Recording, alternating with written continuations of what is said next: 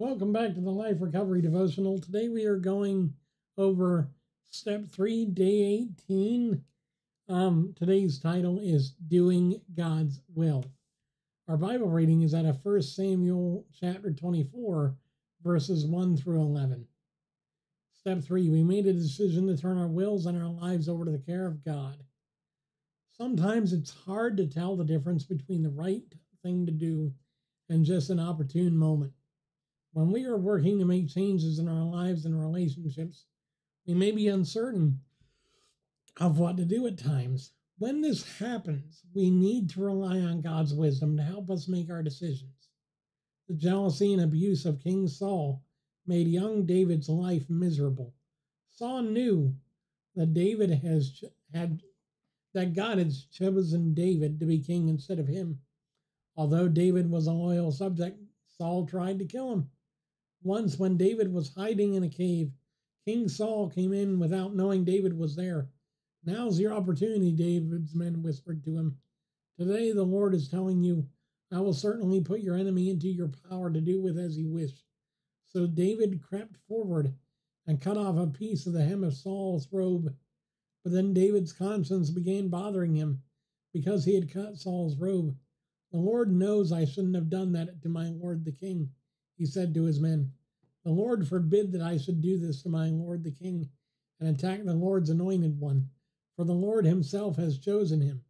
So David restrained his men and did not let them kill Saul. David knew that what God expected of him in this situation, and he chose to go along with God's will. In trying to give our will to God, it is important to know what his will is in a given situation.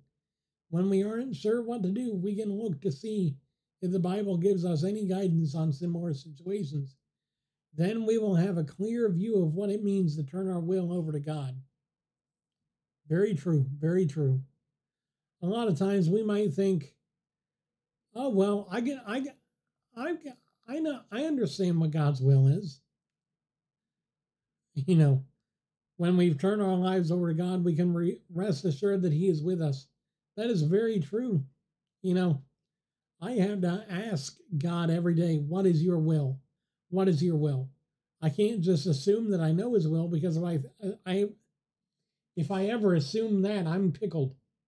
I'm in a pickle, and I'm in trouble if I do that. I am. Because let me be clear, knowing God's will isn't just a matter of, "Oh well, I know God. I know God." No, it's, I know God. And I know what God would want in this situation. And it's not for me to be a horrible person. It's for me to turn the other cheek.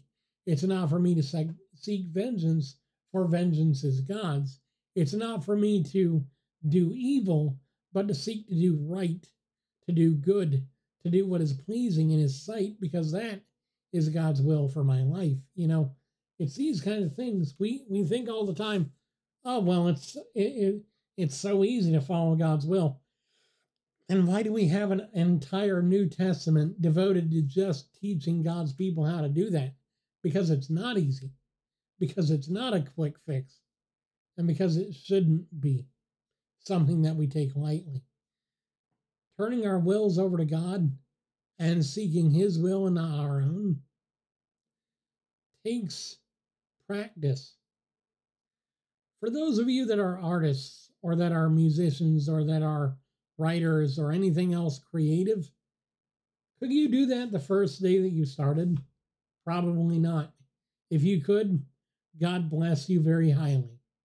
But if you had to work at whatever it is that you do creatively in order to perfect it, the time required was valuable, and that the time required was a lot. In the same way, in order for us to know God's will, we had to put in the time required to learn His will.